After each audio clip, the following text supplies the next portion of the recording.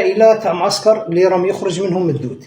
يا شيخ الدخل، يا شيخ شوفهم، يا شيخ كذا، وراني رديت عليكم وفهمتكم وقلت لكم نورمالمون هذه العائلة تم نقلها إلى المستشفى وهي في العلاج.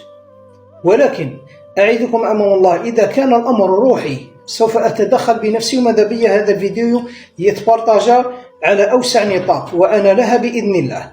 في هذا المرض هنايا نلجأ مباشرة للرقية الشرعية. هنا لازم باه نحدوا نوع وقوة الإصابة يجب تشخيص الحالة. باه نسبق الأحداث ونقول عندهم كذا ولا عندهم كذا، ما نقدرش نقولها قبل ما نشخص الحالة الأم والأولاد والأب ونتبع الحالة نتاعهم إيطا باريطا، باه نقدر نعرف أسكو هذا سببه روحي أو عضوي، باه نقدر نحدد.